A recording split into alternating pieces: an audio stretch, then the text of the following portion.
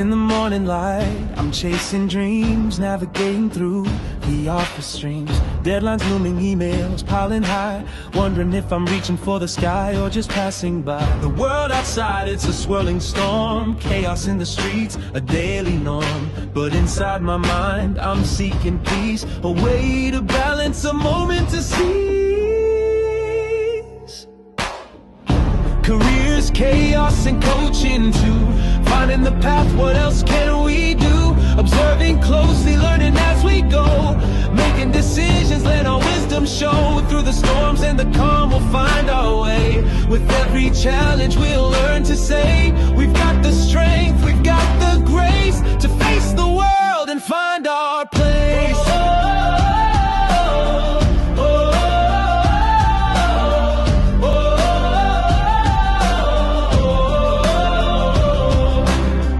Upon meetings, voices in my head, strategies and plans, where do they lead instead? I take a breath, step back to see the bigger picture, what's meant to be. Coaching sessions, a guiding light, helping me focus, setting things right. With every word, a new perspective gained. In the game of life, it's not about the pain. Careers, chaos, and coaching too. Finding the path, what else can we do? Observing closely, learning as we go. Making decisions, let our wisdom show. Through the storms and the calm, we'll find our way. With every challenge, we'll learn to say, we've got the strength, we've got the grace to face the world and find our place.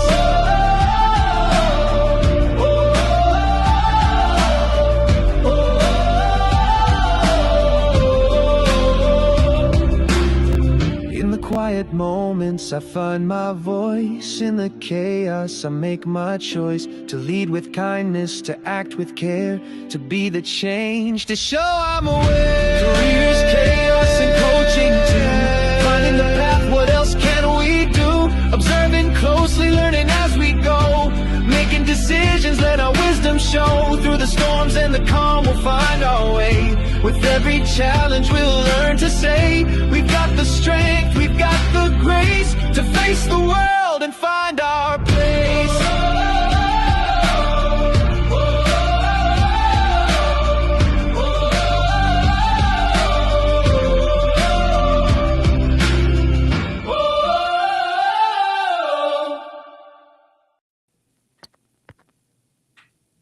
Well, happy new year, everyone, and welcome back to Careers, Chaos, and Coaching.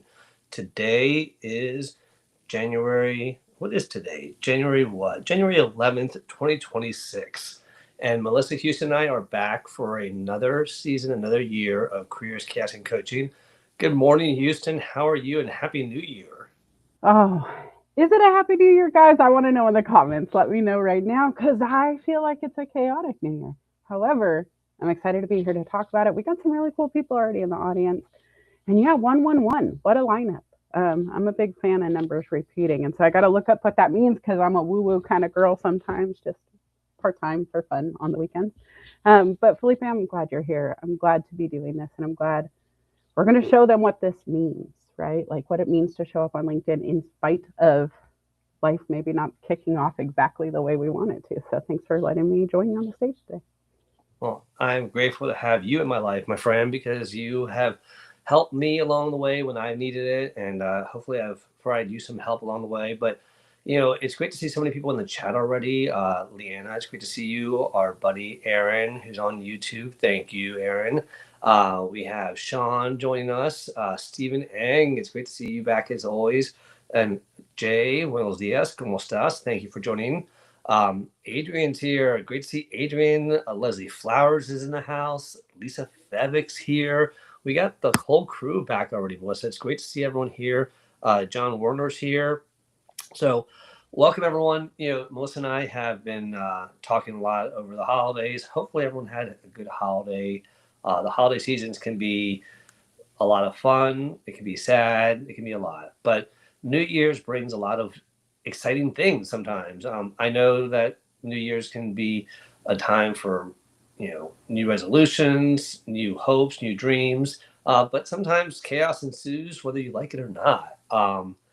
the world right now, we're not going to get into politics or world stuff, but there's a lot of crazy stuff happening. So it can impact us. But today we want to talk about what's going well for you this New Year's, or what challenges have you had already on day 11 of the new year, because the reality is life's not perfect and we're going to get curveballs.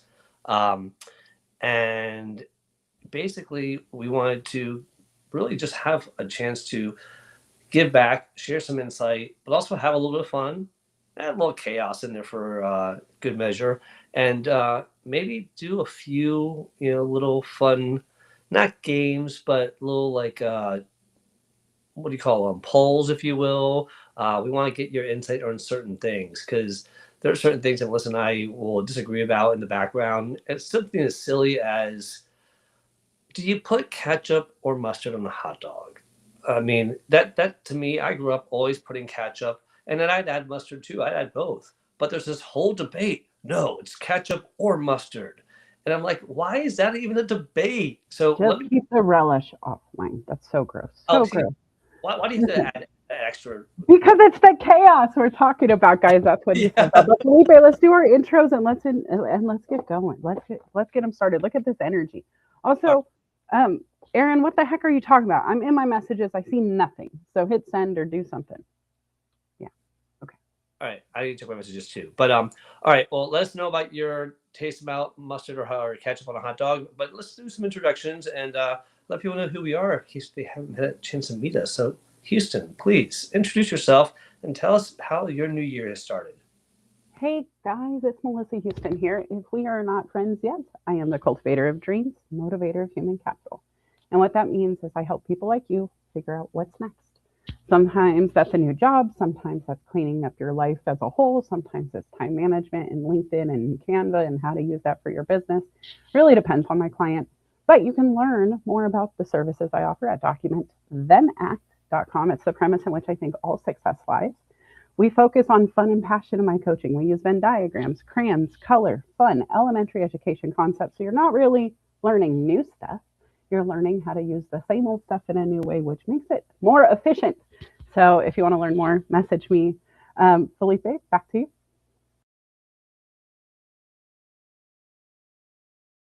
Oh wait, I was supposed to tell you No, about I my was year. put my headphones on. I was going to Oops, show he you. wanted more time. Oh, also, guys, my year. I am excited about 2026, but I'm going to be honest, I'm still holding on to some of that stink of 2025. I don't know what else to call it. What I've been focusing on is recovering my life after separation. My husband and I were together for 18 years. A few days after our 18th anniversary together, our marriage ended in domestic violence. He was arrested, he was removed from the home. There's an order of protection in place, and I am safe. But it very much ended our relationship, and that is going to be the way I kick off my 2026. And so, as much as I would love to say, oh, this is a new year, new me, and all of that, I still have stuff to carry, right? It's not like, hey, the resolution cured it all, and I can just get a to do list and figure it out. Exactly, but it is. I have paperwork to fill out. I need to file with the court. I need to figure out what's next for Melissa. I need to get clear with myself about what future me looks like without that extra circle involved, right? And so that's kind of what I'm focusing on. I am really excited to see what that means for me. When the world erases your dry erase board, all the things you've been taking notes on, everything you think you have as a plan, when they erase it, the coolest part is starting fresh. You're not held to any of those former notes because they're not there anymore. And so for me, I have no idea where it's going to take me. Truthfully, the sky's the limit. I could be jet setting in 6 months. I could be, still here in my little house writing books with my friends. I'm just not sure, but I'm excited about figuring it out. Felipe, back to you. Thank you, Melissa. And for those of you that I haven't had the pleasure of meeting, my name is Felipe Cofino. I'm an HR executive. I'm a LinkedIn Top Boys. Most recently, I am a author of a children's book, Miranda and Max, available on Amazon. And we're getting ready to drop the Spanish version, I think, today, because we've been having issues with the barcode, and Nick and I have been going back and forth. But other than that, I am also a career coach and founder of Cofino Consulting, which I'm going to be a little bit vulnerable here and transparent about what's happening with me on this new year. Because on let's see, January 5th, I was having a great year, and it was starting off wonderful. And I had a really good heart to heart with my CEO. And anyone that's heard me talk about the past year at my job knows that we've had to do a lot of layoffs. We've had to lay off 65% of our staff over the past year because of certain changes in the administration and funding for nonprofits and for US aid and things of that sort. We had a long talk, and we're down to a staff of 20 employees. A staff of 20 employees doesn't need an HR executive. So my job is going to be eliminated at the end of February. It's a reality. It's a business thing. They kept me on because I've helped them with a lot of other areas, and it's been a pleasure and an honor to help them. I wanted to help them because what they were doing was amazing work. So I am back on the job search. I do have some things I'm doing through Cofino Consulting. I do have some training set up already that I'm doing in February. I have some coaching I'm doing, some HR services I'm recruiting for somebody. So if you have anybody that needs services, send them to me. I do have my email at felipe@cofinoconsulting.org. But also, it's life. It's life happens. Things happen. I have my faith that helps me. I have my family and my LinkedIn family. And I'm really grateful for that. I got to tell you, because the last time I went through a job search years ago, I didn't have as much of this. So I'm feeling very confident. I'm feeling very curious, grateful, compassionate, and tenacious as shit. I'll say it. So with that being said, in case any of you know of any great opportunities for HR directors that you think might benefit from my skills, feel free to DM me. I'd be happy to entertain it. But I would be remiss if I didn't share my YouTube channel that is growing. I am doing a lot there to really highlight the work I do, the work that I do with Melissa and I do with other people. I do the Workplace Wellness Hour on Mondays, Social Saturday Chat on Saturdays, and then this show here that is just one of my favorite shows because we do a lot to give back, and it is relevant and real. So I have to just say, one, I am so proud of you for telling the world. Both of us, we had talked about this, guys. I want to just say it, Felipe. I was like, what the hell is the point in you and I doing the show if we can't do this now, right? Like, if we can't lead by example in this moment, what are we doing? And so when we were talking about the premise of the show, I was like, let's go tell them the truth. Let's say what all the other coaches haven't yet. It's shit happens. Life goes on anyway, whether you're ready or not. And so it just solidifies what we're doing here and how we're going to act now that it's here, right? The crap hit the fan. Felipe, now what do we do, right? And we talked about that too. It's tapping into the networks we've built, taking our own medicine, as Aaron Gibson would say. You coach yourself on all the things you know how to coach. And when that doesn't work, we call each other, and we have. And that's something we wanted to cover in this is like your network on LinkedIn is fun. It's great to be a top voice. Felipe says it all the time. I love having 15,000 followers, people who show up to read my content. But the value is in being able to reach out and say, hey, it's hard, help. And that's the part that people don't always do. And Felipe, like, can you just tell them maybe what your first steps were when you got the news? Like, how did you handle that moment? Because I had been there, guys. I don't know if you've been following, but I had been laid off when a client passed away from leukemia. I didn't know he had some complications. And it was right after my mom died. Started another business. That one closed without warning because we ran out of funding right at the end. And it's just one of those things that can happen to you. But Felipe, what was your path? What did you do? Well, let me share my path, and then I'm going to share Felipe's 5 for you and I discuss, and then we're going to invite people up. So first thing I did was, I'll be honest, I took a day to like just process it and just tell my wife, tell my kids, and just sit with it. And people call it grieving, mourning. I just processed it and just let myself be pissed off, sad, upset, confused, whatever, and then what I did was I did something different than I did last time. Last time I sat for 2 months just throwing my resume out at everything that I thought might be an opportunity. I didn't send my resume to anybody to look at it because I'm an HR guy. I see resumes all the time, right? Um, and I also wasn't taking my own advice. I was just reacting. And then about 2 months in, I realized, why am I not taking my own advice? And all of a sudden, things started changing for the better. So I'm sharing that with you because this time I did at the end of day one, I went ahead and reached out to all those recruiters, headhunters, all the people that I had worked with before to help me find an opportunity. And I let them know that, hey, here's my situation. I'm going to be actively looking. I'm looking by February, and they all responded already. So I already had that moving. I reached out to people in LinkedIn, like Melissa and a few of the people, let them know. I updated my resume to add things that I've changed. In the past 2 years, I've created an AI policy. I've implemented AI. I've trained it to AI. So these are skills that are valuable that if I don't share them, people aren't going to know about it. So, and then I really thought about, what do I want to do? And that's where continuing consulting is something that I always said I want to do as I retire and continue doing. So what am I doing to level that up to make sure that that's sustainable? And then really sat down and thought about, what do I want in my life today? What kind of job do I want? What matters? And one of the things I realized is the title, I don't care about the title anymore. The title is not what I'm driving for. I'm driving for a job where I can do what I do best, that has a good culture, and provides me good pay. Those are my driving things right now, because the title at the end of the day, if that's the only thing that's a hiccup, then who cares? I can move on with that.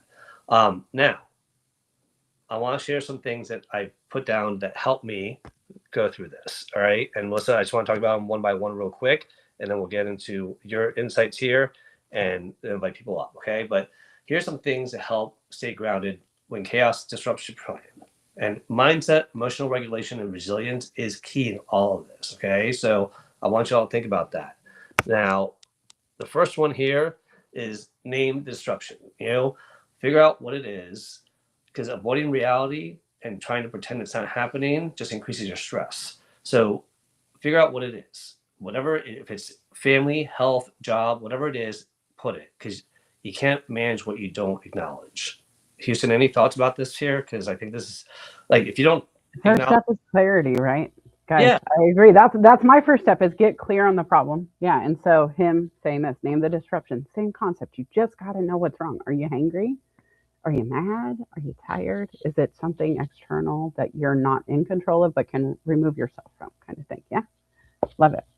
all right. Next one here is separate feelings from facts. Okay, your emotions are valid, but they can't drive every decision. You can't stay in that feeling. Like Melissa says, feel them, sit with them, get angry, get all that, but move past them, and then separate yourself and think about the facts. What do I need to do? Okay, I need to get my resume together. I need to get my contacts together. I need to get my medical stuff together. I need to get my finances together. Whatever it is, focus on the facts. And because when you start thinking about, oh my God, how am I going to feel when I do this? Oh my God, what's going to happen when? Don't do the what ifs. Stick on the facts. Ground yourself before you act. Because if you act without based on emotion, a lot of times we make mistakes. Houston. I I love this one. This is for me the documentation phase, right? I'm writing down, I need to process my emotions on paper. For me, that's something I learned about myself a long time ago, because I have so many. And so to get them clear, I need to write them out. But the other part of this for me in my moment of chaos is, I love my husband. That is something that my choices didn't change that environment that day. And so I had to separate that part of myself from the facts. And so really, depending on what life brings you guys, there's a lot of ways this moment can play out. But sometimes we love chocolate cake while we're diabetic. And so understanding want versus need is really important. And when you put it on paper, when you get clear, when you sit down and process the feelings and facts separately, it really helps a lot. And an analogy of that is, think about when someone's like comes to you and you're in the middle of like finishing an important work project or paying the bills, and a kid or somebody's like, "Hey, let's play ball. Let's watch this show. Let's watch this thing." It's like, hold on, I can't have fun right now. I need to focus and finish this first. It's an analogy, y'all. It's just saying separate, an emotion from what you need to do, and once you finish what you need to do, then you can sit with that emotion. You can have that fun. You can have that cry. You can have what you need. All right, the next one here: protect your energy. Chaos is exhausting. Emotions can be exhausting. Don't forget about the importance of sleep, but don't sleep too much, y'all. Don't be staying in bed just because you don't have anything to do. Movement is the number two thing. And I'll tell you, my 93-year-old mother, who runs around this house like she is freaking Energizer Bunny, is because she goes to PT twice a week just for movement. She stays active, she moves around. This is something that helps her mental health and her body. And then, thirdly, boundaries. These are requirements, but anyone that knows me knows I'll say the same thing. The biggest violator of our boundaries are ourselves. We set these boundaries and say, okay, I'm not going to do this, and I'm not going to do anything until 3 o'clock. And then someone's like, oh, can you help me with this project real quick? Oh, sure, I can help you. No, you just violated your own boundary by saying you're going to help somebody. What you should have done is saying, hey, you know what? I'm happy to help. Let me finish this. I'll be done by 3, and I'll be in your office at 3, or I'll call you at 3. Respect your boundaries, and then the other thing about boundaries is communicate them. Don't get pissed off at people. Oh, hi Lulu. Hi Popper. Sorry, they just came in and just like crazy. All right, go outside, go. All right, they're gone. Sorry about that. You don't see the dogs, but you can hear them. All right, so the last thing about boundaries is this: is that communicate them to people, because if you don't tell me what your boundary is and I cross it, you can't get mad at me because I didn't know. So it's important for you to say, hey guys, listen, from 3 to 4, I just don't come in my room. I'm focusing on something. I don't want to be interrupted. Or, hey, you know what? I really am trying to have a dry January. Can we just try to limit how much wine we have in the house? Whatever it is, communicate it. Houston, your thoughts? Oh, ha, guys, I have been accused of being the boundary B word or something sometimes. Not really, but maybe they should put it on the business card. Um, my energy is my life source. I don't know about you as a human, but if I run out of it and the heart can't pump, I'm out of luck, right? It's like running out of gas. And so the very first thing I do is put a locking gas cap on my car. Same goes with internal. I have boundaries. I have lost very good friendships recently since August over my boundaries. And it's unfortunate. But when I am in, and this was survival mode for me when I was resting and under the radar and trying to process everything that just happened to me as a survivor of domestic violence for a second time. It happened when I was younger. So a lot of trauma repeated, a lot of chaos ensued inside of me. And Felipe and I have discussed this. You guys probably know this, but if I feel like I'm getting rattled to the point where you're not going to find the bubbly Melissa Mr. Rogers would approve of, I put myself in timeout. And the boundaries can be your own, right? Protecting your energy can mean you unplug from the world and you go into rest mode. That is your choice to do. And if people can't respect your withdrawal from society to go power up, um, respect their need to depart, because boundaries aren't negotiable. They can be discussed, but your boundaries are in place for a reason. And if they don't understand the reason, we can discuss it. However, I don't need to remove it to make you feel better if it's not cutting you unless you step into my boundary, right? It's very much like barbed wire, guys. Boundaries only hurt if you're pushing on somebody's. If you can respect them, they will open the gate for you and you won't even get cut. And so I would say if people push into your boundaries and are upset at you for their bleeding, acknowledge why they're bleeding. Tell them, well, you shouldn't have stepped into the barbed wire. I'm sorry that happened. You should step back. And do the same for yourself. If you're pushing into somebody else's boundaries, you're tapping into something that hurts you. Ask yourself why. Step back. Figure out. Protect it. Figure out why the gas is leaving the tank. That's where I'm at, Felipe.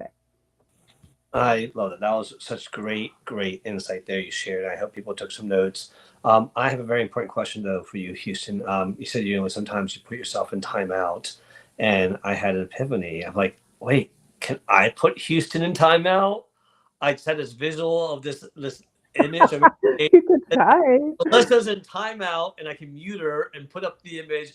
Okay, sorry, Melissa was misbehaving. I put her in timeout. Oh, I wish I could. Honestly, it would be fun if the audience could mute the person they didn't want to hear. But I think it would be like where it would be turned on and off. Like you get to mute the person for 5 seconds, but then you can't use it again for so long. So it's not just mean, right? I feel like your team would mute me a lot. I don't know why. Ooh, that's a good poll. Who would you mute right now in this moment? Or at all? No, that's that. No, don't put that's the chaos. That's the chaos. No, genuinely, guys, I hope you're learning, feeling, aligning with the messaging right now. If you've lost a job, how did you overcome it, right? If you've been in a relationship, whether it's family, friends, work related, where you had to set boundaries to protect yourself, we would love to hear from you too. We want to open the stage to you guys. We want to make sure that this is honest. We would love it to be a fresh conversation. We don't want to repeat the same, advice we've given because you guys know that stuff. Yeah. And so we would ask if you've shared the story before, maybe choose a different one this time, just because we're here to do it differently. That is the one thing Felipe and I agree on. A new to-do list brings new results. You can't do the same old thing and expect new results. And so even something as simple as Felipe sending me his resume, I am the worst person to be soft and gentle about it with Felipe. I'm going to be honest. It's only really him, who maybe a little bit of Aaron too, his brother. I want real and hard facts and honest opinions. Correct. But when he sent me the resume, I was like, okay, cool. Here are two things that popped for me. One of them, I will point out, was the summary. I was like, it doesn't do you any justice. And truthfully, as an HR person, it's fine. As a recruiter, it would be okay. It would check the box. But as his friend, somebody who understands him, who has worked with him, who has seen him inside, outside, in the back room, sharing personal experiences, how he's overcome things we don't discuss, and vice versa, right? He knows what I was dealing with without you guys knowing. We have insight that could tell a story about each other in a way that most humans don't honor themselves in that storytelling. The reason the resume is so hard is because we're taught not to talk about ourselves. We're taught not to highlight our good. Sit down, you're being big-headed. Sit down, you're being a brag about. Sit down, nobody cares, right? You're doing it for attention. And so when it comes to resume, it's the contrary behavior system to everything you've ever been taught. And so how do you highlight yourself? Well, heck, half the time I don't even know what I did in a job, right? I did everything, Felipe. I was the managing director in the role. There was no piece I didn't touch. How do I articulate that in a way that makes sense to the world? I'm not great at that. For me. For you, yes. For me, no. And so sharing that, I'm going to be able to give him that feedback of what I would like his summary to say if I were able to write it for him, because I know Felipe. And so having that kind of friendship network, people you trust who have different mindsets, perspectives, experiences, to be able to come in and just add that overlapping circle of their own to give you feedback can change the game. Even as something as simple as sharing jobs from different sides of the country, algorithms, job search criteria, it can change the game. Sorry, Felipe, go ahead. And it's up to you to reach out to your network. Don't expect them to reach out to you. You got to reach out. And sometimes that means you got to be vulnerable. All right, let's finish up these last two here. 4, shift away from, this is important, you all. This is so important. Shift away from why me to what now. Okay. Yes, you can talk about why me, why this happened to me, why not someone else, but guess what? That's not going to move you forward. So Ask yourself, why me? Sit in the grief, sit in the sadness, and then shake it off and ask yourself, what now? What am I going to do now? Not what am I going to worry about now? What am I going to think about now? What action am I going to do now? Write it down, have that list, and that is going to give you confidence because then you have a plan. So think about it. Why me keeps you stuck? What now moves you forward? So I have a list of the contacts I was reaching out to. I had a list of the things that I wanted to do. I had a list of things I still needed to do. And then I had a list of jobs, industries, and things that I wanted to think about that I hadn't thought about before. And then I have my master list that just says, okay, here's the order I'm going to do stuff in. So that gives me confidence of, oh crap, what's going to happen to, I know what's going to happen. I'm going to do the things on the list. So Houston. I love it. It's that victory and victim mindset, right? Victory and victim both start out the same. It's up to you how it ends. If you write it down, every moment of your life starts out with that choice. And so going from why me to what now is huge. The who, what, where, when, why. Like who's coming with me? Who do I need to reach out to? I love to do all of those. But then the how. How comes after who, what, where, when, why. And when you get the how figured out, it's easy. I can travel the world right now without hesitation if I have Google Maps with me and I know that I'm going to have internet to get it done, right? Satellite. If I have signal, I can go. I have the resources. If I don't have a map, I'm not leaving my house to go pick up pizza. I'll be honest with you. I hesitate to even drive across my own town. And so when you think about what you need to get started, instead of saying, why me, what now? What do I need to do? It really changes everything. And then you become empowered and getting your power back, whether you feel like somebody else took it, the employer let you go, the husband who got aggressive, the courts even telling me where I can be right now or what I have, the speed in which I can move. They have time frames and all of these things, right? It can feel like you have less control over life. But the truth is I can deal with everything but those things. And I'm always in that position. Before this chaos, I was still only in control of a certain percentage of my life, and everything else was up to the rest of society around me. And so just remembering that when it gets hard, it's not new. It's just you're focused on the fact that you're not in control of the one thing you want to control in that moment. And that is a game changer. Absolutely. All right. Moving on to our last one here. Number 5, and we talked about this already a little bit, but lean on support. You have your network, you have your friends, you have your family, you have other colleagues maybe. Lean on that support. Don't isolate. Don't sit by yourself at home in bed, just sad about it. You got to get moving, and you got to reach out to those people that said, hey, if you ever need help, let me know. I'm happy to help out. Reach out to them. Okay, you don't need to navigate this chaos alone. There's coaches, there's community, there's conversations, stabilizers. Don't focus on the weaknesses. Really just make sure that you remember there's people out there that are willing to help, and you just need to reach out and lean on that, because I know that Houston's helped me out when I needed it. Sumana has been there for me when I needed it. Mac has been there when I needed it. There's so many people that I can reach out to, that I know I can just be my vulnerable self, ask for help or ask to have someone listen or get advice, and they'll be there for me. But again, that's my choice to reach out to them and lean on them versus isolate. Because trust me, guys, I get it. I'm not going to have this job in February. I could easily just stay in bed and just be sad about it and just watch TV and just eat junk food and not think about it and try to avoid it.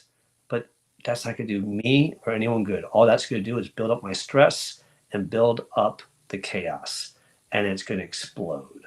And that's And it's why going to make me come drop an elbow on your freaking furniture. Michelle would be in my DMs. She wouldn't let it happen either. she, when I told my wife some of the things that Melissa was telling me, and she's like, I've been telling you that before. Why didn't you listen to me? I'm like, I do listen to you. It's just Melissa's a little bit No, tougher. you don't. You don't listen. You don't believe in misophonia when she says it, but when I say it now, it's a thing.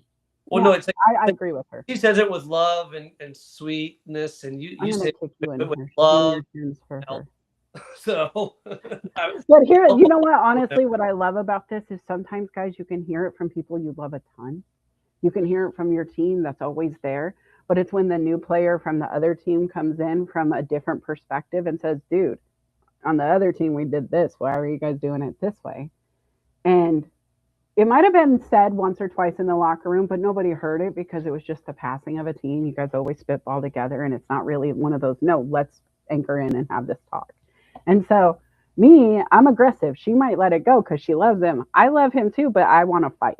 I want to argue with him. That's part of the chaos of the show. And I'm like, wait, I have a different perspective. Can I tell you? well, let's The be honest. truth is, we Is it, all need that. I called him for the same thing. well, I appreciate that, but it's like having that child that the parents told them a million times and they don't listen, and all of a sudden the aunt or uncle come in and said, "Hey, why don't you do this? It's really cool." And they're like, "Oh, okay." And the parents like, "What the hell? I've been telling them that for like months." I, I Like, thought you were going to talk about those shorts where I see like the mom saying, come on, get out of the car. Come on, get out of the car. And then the older siblings like just picking the kid up by the backpack and pulling him out to take him to school. I thought, because that's kind of what I feel like is the sibling who's like, mom, I got this. And I just push you to the car and let's go. Um, but anyway, now, guys, I hope this resonates with you. Tell us what number was your favorite if you remember. And if not, go follow Felipe because he shares this stuff on his profile. It will be there. I know it will be. well, and I want to do the last one. Say hello to a few people in the chat, and then welcome our first guest on stage here. So the last slide here is take action. We talked about this. Ground yourself. Grounding yourself helps you adapt without losing direction. So in the chat, let us know which of these do you think you need the most help with right now. Just throw it in there. It doesn't mean that you might have massive chaos, but when you do have chaos, which one of these five really are the ones that you think you need the most right now? And feel free to save this. I will post this as a carousel after today. And the last thing I'll say about this that I just want to share is there's one word I want you all to remember, and it's gonna sound a little bit fluffy, but it's not. The word's forgiveness. Um, don't take this word lightly. If you don't take anything else away, take this away. Forgive the people that wronged you. If it's an employer, if it's a friend, if it's a family member, a loved one, a stranger, forgive them because you are going to have a much harder time moving forward if you don't forgive and get past it. Doesn't mean you need to forget. I always say it's okay to forgive, just don't forget. Keep your eyes wide open in the future and don't be naive. But forgiveness helps you move past it. It might help them too, whether they deserve it or not, but you deserve it. So, with that being said, I want to say I, hello to my friends. I do want to just add something to that. I love what you just said there, especially in my position, guys. I can forgive. Forgetting is not going to be an easy thing. But the other thing is, forgiveness does not equal returning to former positions that you were in. Even if you forgive your best friend for sleeping with your boyfriend or something, right? I don't know. Just came to mind. I'm thinking Jerry Springer right now. Um, just because you forgave them and you are releasing the anger and you're going to, understand that maybe it was an accident or however they explained it, does not mean they come back to that role again as best friend and that you're going to invite them to the next wedding, right? And so having boundaries plus forgiveness is allowed. They are not mutually exclusive. They actually overlap a ton if you allow them to. Absolutely. And I just want to say hello to Sajit Kumar and Jay who joined us, Greg Liverpool, King Property Dealer International, Adrian Copper and Lulu are saying hello back. They're barking right now. And Sumana, my friend, yeah, I love that you're here. And she gives some great insight here. Protect your damn peace, she says. I love that. She also says, reach out for therapy. And I'm glad she mentioned that because, look, we're not therapists, we're not doctors, we're not medical professionals. We're sharing what's worked for us. If you are in a situation where you can't get out of this pit that you're in, you can't do the things that we're suggesting, then you need more help. And that's okay. There's no shame in that. Many people get therapy. Some need it for a short season, some need it ongoing. It doesn't matter. It's what you need. You deserve it. So thank you for mentioning that, Shumana. And Leanna, I love that you said you love what's now. That what's now is important, y'all. What are you going to do now? Stop thinking about what happened. What are you doing today? I did put a link in the chat for everyone to join us on stage. And I want to make sure. Oh, and Guy Pierce is here. Welcome. Bill, William Rochelle is here. Love that you're here, my friend. Great to see you as always. Check him out. Bill's got a great YouTube channel and following. He does great shows. Leslie Flowers is another person who does great shows. Great to see you as always. Nick, our wonderful publisher, that if you're looking to do a book, reach out to Nick. Oh, and here comes Lulu. Sorry. Um, and okay, I think I hit everybody there. All right, so we have one guest here on stage. I'm going to bring him on here, Melissa. We have our friend who is a new, reoccurring guest. Sorry, there. Let me get him back on there. Who has been here before? But Gregory, Happy New Year! Welcome on stage. Please tell us what are your thoughts about the chaos in the new year when you have a goal. What have you done? What's a takeaway you got from here? Or what question do you have? Over to you. Yeah, I have a post in mind in terms of what's my goals for this upcoming year. I give you a little insight. The two words that I am focused on in this new year is one is change and two is revolution. You would have to read the post. I have a post in mind. You have to read it before I dive into more details about it and stuff. And my question I have is basically an HR type of question because I just got my chaos moment right now. I basically put in an application for a HR admin type of job.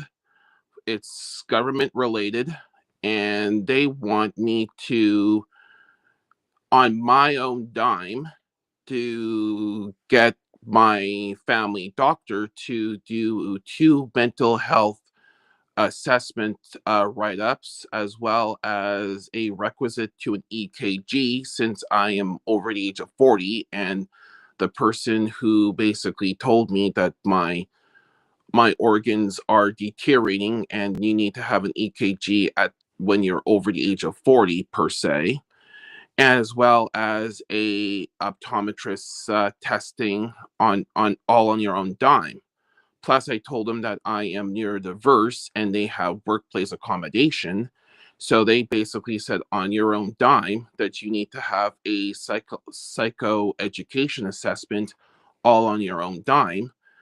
A lot of people in my networking hole is saying that this is basically red flag material because people in people who are applying for positions should not be funding the hiring process. This is a part of the hiring process, and I'm just looking for input to see if these are red flags to my corresponding people within my own network, and as such, do not go through this type of situational type of behavior per se. So yeah, so that's my I had my chaos moment at that juncture time at this particular moment. So yeah, so that's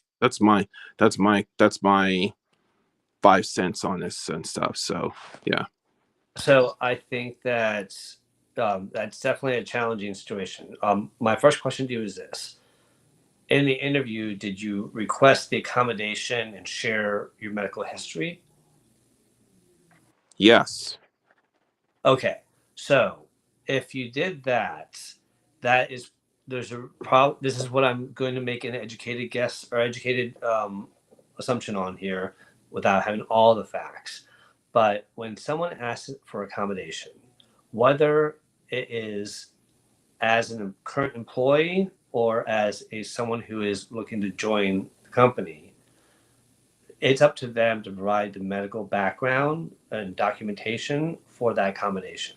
So asking you to go provide what you need is on you to go to your doctors and get that documentation that you need for that accommodation, because it's a request that you're making. It's not something that they're requesting and requiring per se. In order for them to make the accommodation, they need some documentation showing that. So because you brought it up in the interview, I think it's very odd for them to ask for all of that. I've never heard someone asking for so much in the interview process, but if there is a serious accommodation that they have to make because of what you requested, they might need it. So that is not uncommon. Whenever I had someone who asked for accommodation, I said, okay, this is a good with your doctor. This is what I need. Here are the forms. I need a letter saying this and telling me what you can and cannot do and what are the restrictions you have. And they had to go make those appointments. We didn't pay for them. They paid it on their own. They came back, and then we were Wow. accommodation. Yee. Well, and honestly, Gregory, to not to interrupt Felipe, but this is very common. I did background screens for a decade. There are different requirements all over the United States, and Canada is going to be different. But anytime you say government to me, they're going to have physical requirements like getting an assessment done that you can run, skip, hop, whatever it is. They do stress tests on you because you are in a high stress environment and there is a risk to your health. Same kind of qualifications for being a firefighter or military or police. You are going into high risk situations. Your body needs to be able to rise to that challenge. And so I can see where it would be important. Now, in the military, they can put you in certain roles that would accommodate some of those shortcomings. Like if you could not run, I have hip issues, for example, I can't do the running. Now, if I qualified initially and then lost my ability to run, they have the criteria and they would put me at a desk job and I would be able to use my other skill sets. But they would not choose to bring new recruits in at that same level of disability because they need the best of the best to protect. And they advertise that clearly. And so that's where I think there's some dilemma. There are some industries that require they give you the money back. Some healthcare organizations require shots or like tuberculosis testing for working with people in high risk environments, nursing homes, and that sort of thing. Sometimes they will reimburse you after you've been hired. I've seen organizations require you to buy a uniform. That is something that has to be out of your pocket, but they're mandating you have anyway. Fast food restaurants do it constantly. So I don't think it's a unique situation. I think it feels very personal, but you have to then do your research on who is taking care of those fees, who are not, and would it align with you? Because They're not reimbursing. I understand, but that means you have to walk away and find a role that would reimburse you because you have that choice, but they're not going to have to accommodate your budget also. And that's the hard part, guys.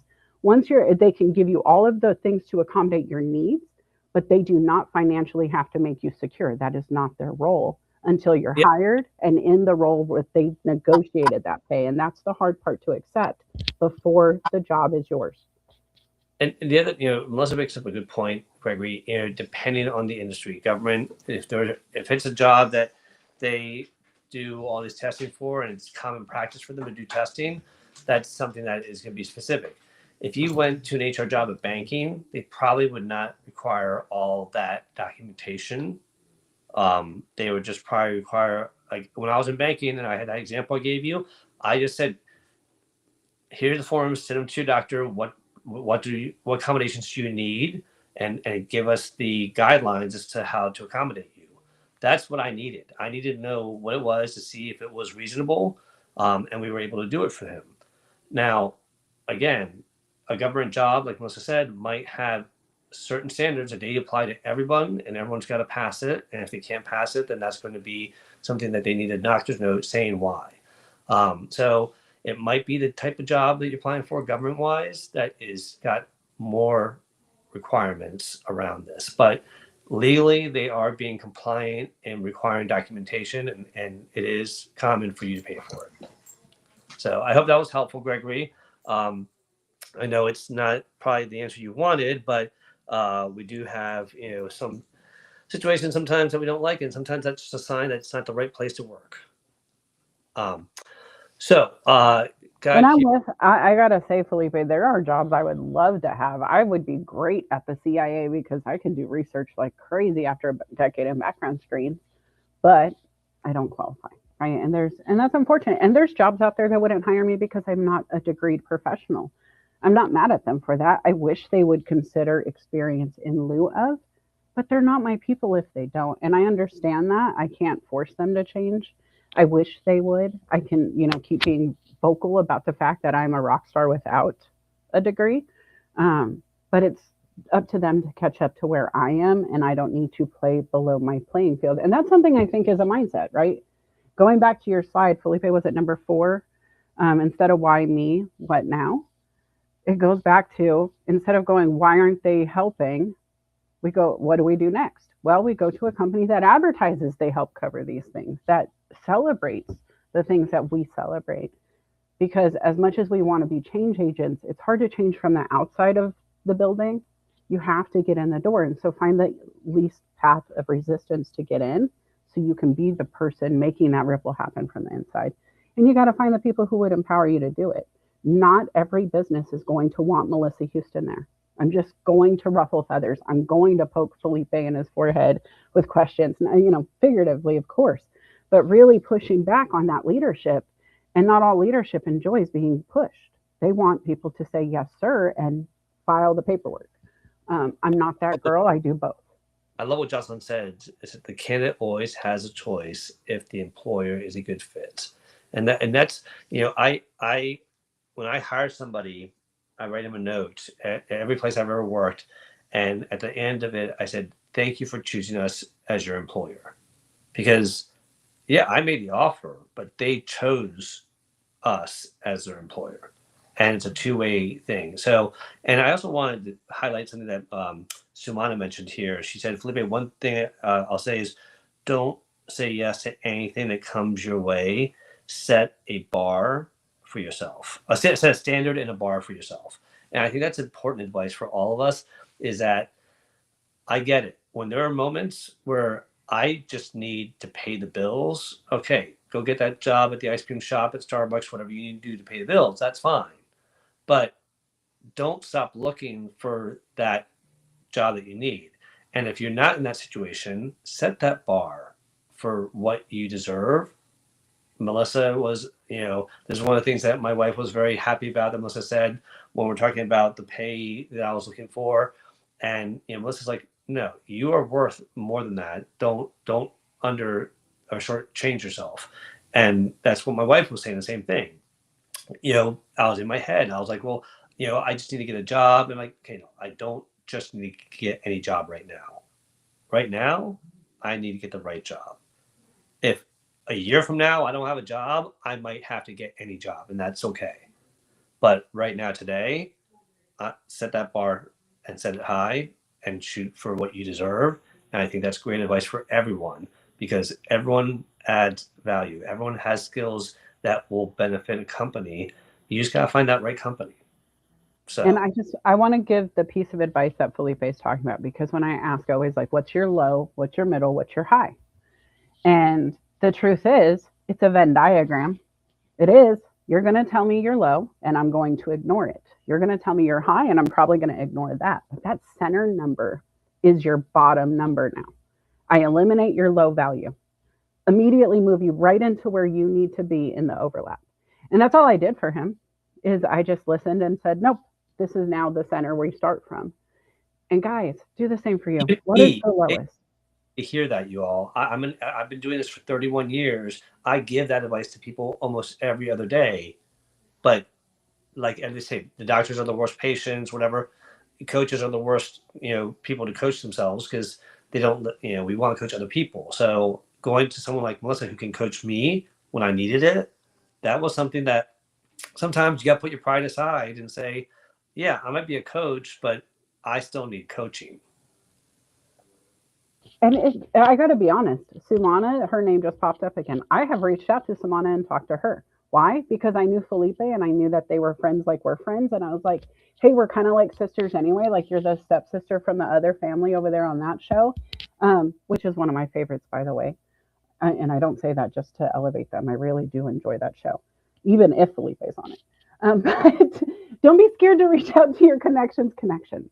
If you see these others in the chat group, if you see Felipe showing up with people consistently, and you've heard them talk on the show about their skill set, whether it's, Sajith Kumar, who's also a recruiter and gives out great career advice, or if it's Aaron Gibson, who's going to help you figure out your video montage to capture attention, or whatever it is, right? Don't be scared to talk to the people that are out there, because not everybody's going to find your post. I have 15,000 followers, and maybe 1% of them gets to see each post. That's just the reality of the internet. If I go to the DMs, 100% capture rate, at some point they're coming back, right? Barring any outside factors of death, or, they just shut down LinkedIn and give up for life on resolution day, you're going to get a response. And that is a one-on-one conversation. And that is what changes your life every single time. That is the only thing that'll change your life, is getting one-on-one with the human. And so figure out how to do that more. That's where I'm at. Felipe? Absolutely. I love what Jocelyn said here. You always have to reinvent yourself as a candidate. Yeah. The person that you were 10 years ago, don't bring that person to the interview today. You got to look at what you've done in the past 10 years. You've done stuff. You've gained knowledge. You've gained skills. And I also love what Sumana said here. Oh my God. I'm giggling because I applied it to it's a good show, even if Felipe's on it. And I know that's not what she meant. That's what I'm going with. And so I'm sorry, Sumana, but I'm going to own it. And that's where I'm taking that. No, but here, the comment that Sumana made here was, where'd it go? Working in jobs that are below your skill may negatively impact your health. And I think that's important to think about, because I've always said I have no problem going to get a job at a Starbucks or at a hotel as a concierge just to get a paycheck. But if I stayed there, I would start feeling like, okay, I can do so much more than this, and I'm not doing it. And I'm going to start feeling like I have these. It's like having arms and not being able to use them. If you were a concierge, I would make your life miserable. Don't you ever in your life, because I'm coming to stay at the hotel. No. I need Felipe to help. One of my retirement ideas was, if I had to work somewhere, I would love to be a concierge at a hotel, because concierges don't get yelled at. They get thanked all the time. They plan. I'm coming to stay. What? I'm going to come stay. We're going to change all of what you're saying right now. I'm coming. Right. I'm going to be the biggest Karen you've ever had. Don't you? I'm either going to be at a hotel retiring or in a cabin with my wife. One of the two. We'll see. But I'm going to ask her vote, and that's my vote for you. Okay. Well, listen. Also, Sumana, big hearts. I see her other comment, and, I'm glad we could chat always. Well, good. I hope you do, because you two, I think, are great people, and you two have been there for me. I think you all would be great friends. And yeah, Sumana, Sumana's another person that shows up when she's going through stuff. She still shows up for others, and I think it's part of what makes her special is she is able to share so much valuable data information, but it's also because she's lived through some of it too, and she can relate. And I think that's the thing that you and I, Melissa, do, is that we can relate to people because we've been through it. Oh, shit. Oh, wait. Are you okay? Sorry, my mic, I hit my mic cord and it just went out. And so I think the fact that we're being real, that we share our ups and downs. This show is not about fluff and everything's always perfect. No, we give you the real deal here, y'all. And we hope that it provides value and that you all have some takeaways. So, share in the comments, what was the one takeaway that you think was valuable for you or for anyone, or a takeaway that you might share with somebody else, because I think that's important. And I want to highlight one more thing that Jocelyn said here about also know your non-negotiables going in. That's so important. Do not go in there if there is something that is violating a value, something important for you. It's going to slowly start picking away at you and start bothering you more and more. So those non-negotiables, stay true to them. And make sure you don't have too many non-negotiables. You all don't have like 15 non-negotiables. You want to have the important ones in the hand. I have at least 15 on my list currently. I'm not gonna lie. One of them is they have to like sunsets, so they don't have to be. Oh my God. Wait, no, hold on. There's value there because I spend my morning and evening in that space. And so you pick your non-negotiables. Don't let anybody bully you into how many you're allowed to have or not No, have. I have a question for you. If you tell me Yeah. you're interviewing with me and you say, "Do you like sunsets?" And I'm like, "I can take them or leave them." You know, Well, listen, yes, in careers, but the truth is this is a whole bit of chaos that we talked about. You're for career choosing, yes, but also relationships and picking the business all and right. doing all of the things, right? Do you say no to a job offer because the interviewer said they didn't like sunsets?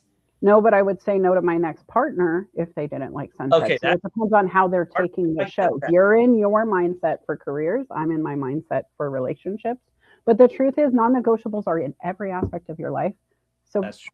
make the list, figure it out, and it can be anything you want. They can love pickle juice as much as you. If that is the non-negotiable, if you're going to have a pickle party once a month, put it on the list. It's the Just make thing. vegetables are different for your personal life and your career because you don't want the sunsets and the pickles coming into the career. I And watch sunsets at work every day with my team, Felipe. That's what I mean. It depends on the person. At Cycle Gear, we have the most beautiful sunset scene because it's all glass. So while we're standing there looking at motorcycles in the sunset, we all go outside and take pictures of motorcycles and I get clouds. it. I love sunsets, but I I don't love arguing with you turn down. also. But guys, do it your way is the answer. Felipe wouldn't do it our way. I would. So figure it out for you. What do you got going on this weekend? Uh, Today we are going to. So we do a weird thing here. We take down all the Christmas decorations after January 6th. But my wife one year was like, it's still winter, so anything that was white, we left up. So our living room is all white with lights and white stuff, and all the Christmas stuff we're packing away and putting in the shed today. And we're just gonna kind of relax and enjoy a quiet day because yesterday we celebrated my niece, my sister, and my niece's boyfriend's son's birthday, and we had a lot of fun. And I just want to give you an example of protecting your energy. I had 15 people in my house yesterday celebrating this birthday. Um, Dinner wasn't going to be ready for another 45 minutes. And I was just not feeling, it right at that moment. I said, you know what? I'm going to go upstairs and lay down for a little bit. I laid down for about half an hour, took a little nap, and I came back down and I was energized. We played games, we had fun. So sometimes protecting your energy means knowing when to step away for a little bit and come back. Just don't do the Irish exit and not come back, you all. That's just rude. Do what you want. This Irish girl goes, let's go. I can do this. We can dance on the way out. You want to do a little Irish jig? We could do that. Listen, don't be scared to move in what moves you is my thought. But this weekend, that's what I'm doing. Actually, I gotta fill out some paperwork, guys. The one that says, "Hey, I'm sorry, but this is done now," paperwork, and so gonna work on that slowly but surely. I'm also enjoying the rain, Felipe. It is pouring rain today. And so I'm going to open up some windows and I'm going to water my plants and I'm going to do self care today. But, guys, if you need coaching, we're both ready to talk. If you guys want to do it with him, you message him. If you want to coach with me, you message me. If you want both of us to come in, we could do that. Um, Maybe you want us to argue over you. we can live and in person, but follow both of us, please. We have a lot of big plans for this show, for our other shows that we do separately. I do mine on Saturdays. Social Saturday is something he does right after my show. I love that show as well. Not really because of him, but the chaos that brings all of the fun. But guys, Saturday is a big party time. I start at 6 a.m. We go for 2 hours. I pick a different topic each week. Life coaching, mindset coaching. You can find me on YouTube. Go play the old stuff. It's worth listening to. Felipe's been on there too. And then I'm coming back next, 2 weeks from today, Felipe? We're coming back at the end of the month. And we need a topic, guys. We came up with this one, but we would love to know what you would like us to cover next. I am offering new clients only a $100 clarity session. That is a game changer. I can tell you, I've never had a customer not happy with the resolve they come out with, the energy, the clarity, the hope, and the to-do list. And so figure it out if you need it. I'm there. And Felipe, what's your offer right now? What are you offering to businesses and humans? Well, And before we offer, we have a last minute oh, guest. hey, I know that bubble. Stage. Mr. Gibson, welcome. It's always great to see you, my friend. How are you today? I'm doing absolutely fabulous. I'm just happy to hear you guys again, kicking off this chaotic new year. Do you Well, hear his mic quality? I need that mic. I know I like literally, well, that's why I seen, oh, can you come up? Yeah, sure. I'll come up. I'm looking for your mic. can, Yeah, can you send a link to your mic? Because you have an awesome mic, and my mic sucks grass. I Actually, know. Felipe, I think you and I have the same mic. It's the Yeti, the Oh, blue you have. Yeti. The Yeah. Yeti what? It's just called the blue Yeti. There's Blue the blue globe, or sorry, yeah, the blue globe, which is the one I'm trying to find for you. That was like my first mic. It's same kind of quality. Like I love not sponsored by, but I've loved my mic, and it's been very good to me. Well, I love my mic too, and so I do have the Blue Yeti, but I think it's just getting old because the connections keep on getting disconnected, and it's just looking a little shaggy. And so you have the Glow one. Is that the one you have? It's by Blue. I will send you guys pictures after. Okay. It's by Blue, but it's called the Yeti microphone All right. All right. Okay. because I'm a little bit of a Sasquatch. Well, I'm excited because, guys, this is the stuff that we tap into our network for. We want to improve our stuff all the time, too, live in front of you because his voice sounds better. We know it. Anyway, Aaron, thank you for coming on stage. What did you like about the show? Oh my God. You guys, you hit on so many great factors that are hitting so many right now. And the big thing that I was asking questions about, which was you guys have the steps, but how does one deal with, again, the overwhelming, like you've literally been smacked with the shock of losing your job? That can be overwhelming at times. How do you start to, and in my case, I started to compartment, sweet Mary Mother of Pearl, I started to compartmentalize my feelings and emotions. Like it was like that, those first few steps you were talking about is like, okay, how do we separate ourselves from what we need to focus on to move forward, and how do we just put our emotions off to the side? Because it's a step, but it's not as easy as it sounds. How would you guys start to approach that first initial shock so that they can start approaching your guys' steps? that's a great question. Like I said, the grieving, the mourning, like let yourself feel it. Like I'll be honest, I cried twice. I cried once by myself, and then when my CEO was telling me that the team wants to do a farewell thing for me before I go, and would that be okay? I got emotional, and I was like, I don't know if that needs to be done. Like they want to do it for you. Um, I grieved. I got mad. I was sad, and I sat with myself for a few hours, and I told myself I was going to give myself one day to let myself just be sad and grieve and pity and all those feelings that you say you're not supposed to feel. I let myself feel them all, and then I got up and I started making phone calls because I realized when I just sit there and think about it, it just gets worse and worse and worse. And I just get my hamster wheel in my head, and the hamster wheel won't stop spinning. So the only way to get it to stop spinning is by getting off my ass and start making lists, start making phone calls, start writing down what I want to do, and start taking action. Stop thinking about it and start doing it. But that first day, whether it's 4 hours, the whole day, whatever you need, take that day just to let yourself feel everything. If you need to hit a punching bag, if you need to cry in a pillow, if you need to hug your dog, whatever you need to do it, get it all out, because then you can focus. Houston, what is your advice? Oh, I love all of that. Slow down to speed up was the first thing I was going to say when Aaron asked the question, right? We just slow down and figure it out. You have to assess. You can assess if you're going 100 miles an hour. And so pause, pull over, and really just tap into yourself and what's going on. And then the other part is like, yeah, cry it out if that's what it is. Emotional women's status, right? There's a reason we feel this way, and it's valid, and you're allowed to process that. The emotional response is going to come whether you're ready or not. And so if you can actually assess the emotions before they respond on your behalf, you do a lot better. And so I think about my grandmother all the time in this, and really she reminds me so much of Scarlett O'Hara from Gone with the Wind. And so I activate that inner Scarlet and I just say, I can't think about that right now. I'll think about it tomorrow.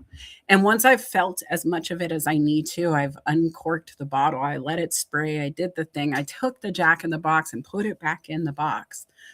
I put it down and I just say that to myself and I do it with a smile because there was so much power in that moment of I just can't keep thinking about it right now because it's the what now mentality, right? And so then that documentation and action.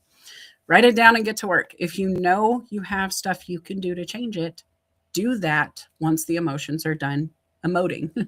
And it really does change the game.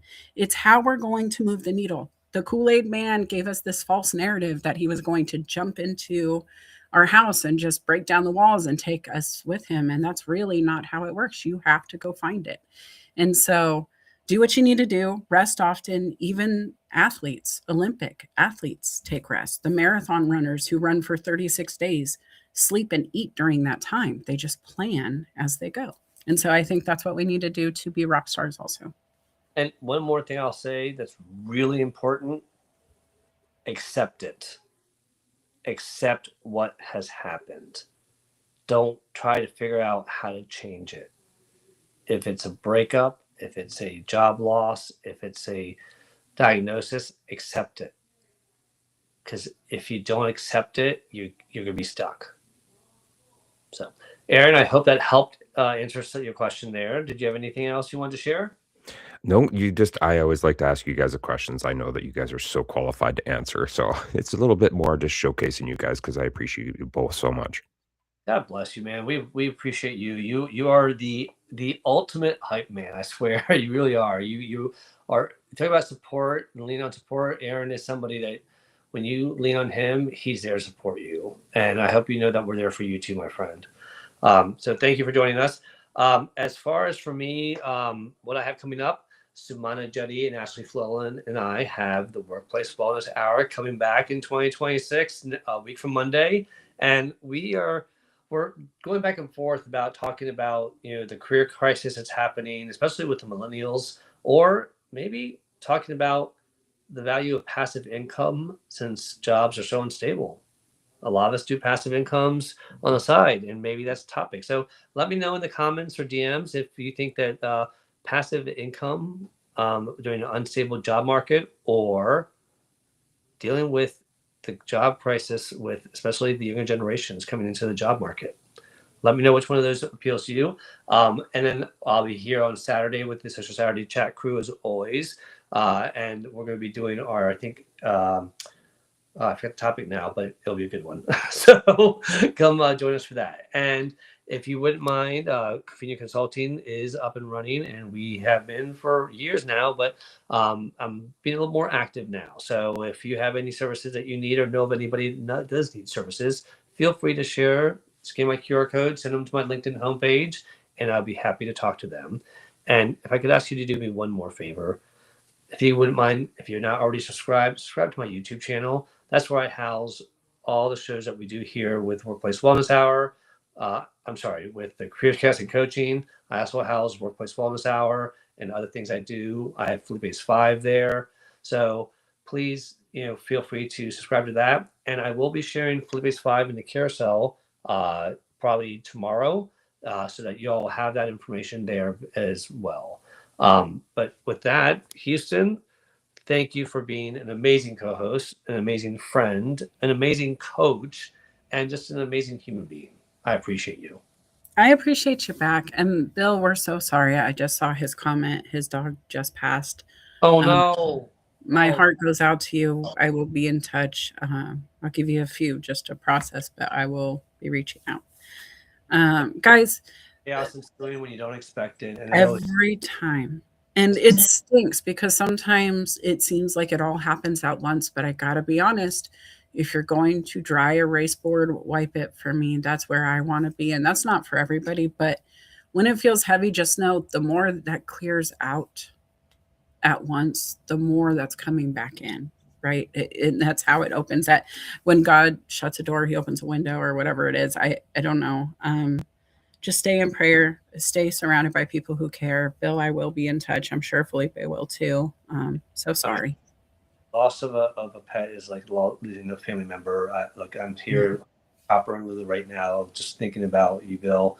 I know he's been sick lately, and that you knew he wasn't doing well, but loss sucks. I'm going to say something that might be a little controversial here, but I was never a fan of getting a dog after my previous dog passed away.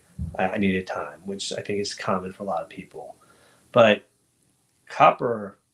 Storm passed away on Thanksgiving, and we got Copper 2 weeks later because we rescued him from somebody that couldn't take care of him anymore, and Copper was just suffering. I was really against it. Obviously, I cannot imagine my life without Copper. I'm bringing this up because of this. When people have pets they love, they have so much love to give. I'm saying this because there's so many pets out there right now that need a home, that if you have a lot of love to give, there's a pet out there that needs love. So there's rescue pets everywhere. I'm just saying it might be too soon, Bill, right now for you, but it is something that when you have that much love to give, when the time's right, I think another pet is definitely deserving of that love, and there's a lot out there that need it. So I'll stop there. Houston, I'll see you in 2 weeks, and we'll see all of you all in 2 weeks. And thank you, everyone that joined us in the chat. We really appreciate Guy and Lisa and Aaron and Ernest and Adrian and Bill, Sean, John Werner, Sumana, my friend. Thank you. Who else do we have here? I have an idea. Can I drop it on you real quick? And Jocelyn, thank you. Yes, go ahead. What if I have you compile like 4 of your coaching friends, people who do career specifically, and then I like speed date question present to all of you things that either the audience gives us or things that I prompt myself, knowing the industries and what we're looking at. And you guys answer on an episode of Careers, Chaos, and Coaching. I like that idea. That might take some time to get people together, but I like the idea. So it'd be like a coaching panel, and you would be the moderator. Yeah, because Guy says he would love to jump on an episode. I'm thinking Sumana. I'm thinking some of the other people we know, like Sajith Kumar. I mean, we're already almost there, right? It doesn't take long to do that. Lauren might even come back to LinkedIn for this.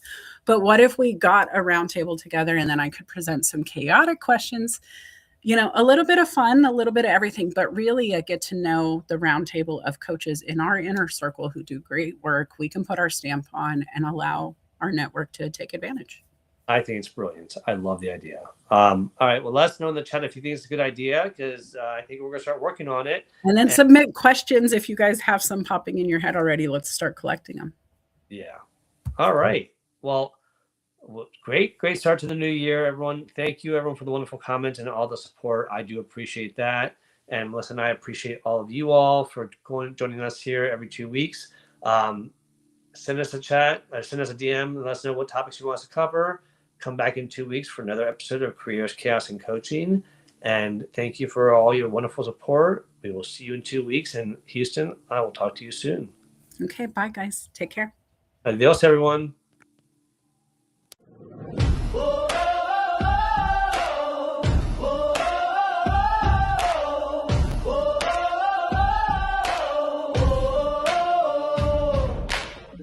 In the morning light, I'm chasing dreams, navigating through the office streams.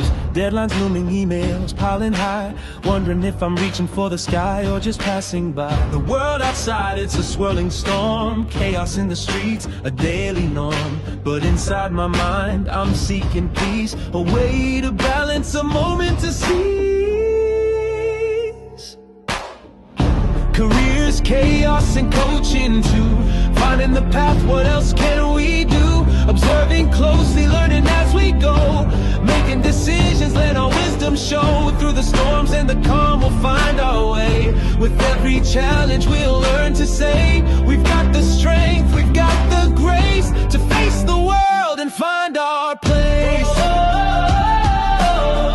oh, oh, oh, oh.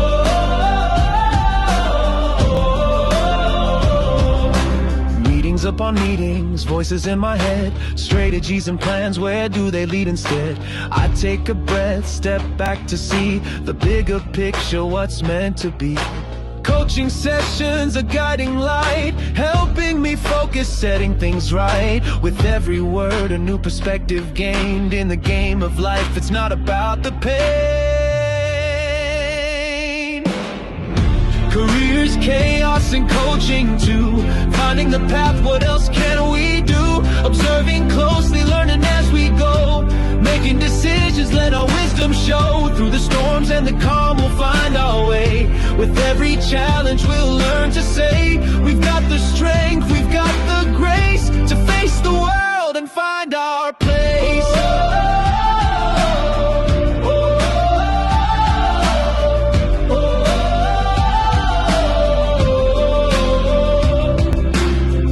In the quiet moments, I find my voice. In the chaos, I make my choice to lead with kindness, to act with care, to be the change, to show I'm aware. Careers, chaos, and coaching too. Finding the path, what else can we do? Observing closely, learning as we go.